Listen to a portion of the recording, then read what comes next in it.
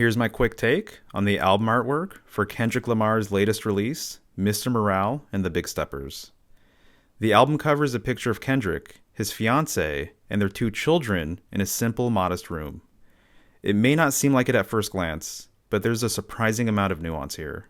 Kendrick stands with his back facing the viewer while holding one of his children who looks toward us. Kendrick's stance alone implies fatherly protection, which is emphasized with the gun at his waist. Like Christ, the King of Kings, Kendrick wears a crown of thorns.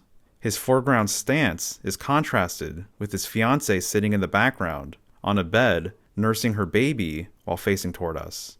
In the Thoth deck, queens are always seated enthroned, implying domestic rulership, the same way the queen bee rules from the hive.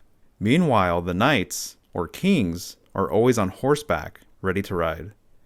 The photo captures this aspect of the king and queen dynamic nicely. Kendrick is standing, at the ready, while mom is symbolically throned like the queen she is. The family wears white, which implies grace, and contrasts nicely with the browns and tans of the rest of the photo. The brown tones remind me of the element of earth and the color of soil.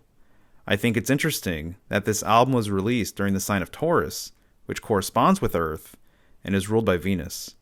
Kendrick clearly has his Venusian counterpart, and this photo tells the story of him having sowed his seed. It's standard to release a new album on Friday, but I think it's curious that this is also the day of Venus. With this in mind, Taurus not only represents the masculine bull, but the feminine cow, who has been called one of the great mothers of mankind. Cow symbolism is closely linked to mother's milk. I included a nursing mother in my Taurus piece because of this connection, and during this time of year, I often think of the name of our galaxy, the Milky Way. I also have to say, Taurus is the polarity of Scorpio, which rules the genitals and is strongly connected to lust, sex, and associated traumas, which is a topic explored throughout the album. I love the various implied lines in the photo as well.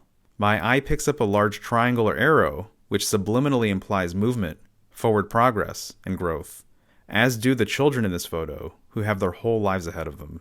The vibe of this artwork speaks volumes to me about generational curses and blessings, which is a major theme of the record. I see the cycle of life and the cycle of struggle, and the symbolic interplay between man, woman, and child, one of the true holy trinities, is on full display and could be discussed on multiple levels. Ultimately, though, I'm reminded of the power and resilience of love, the love between man and woman, and between parent and child. And after listening to this album, I'm also reminded that the love, or lack of love for others, is a reflection of the love of self.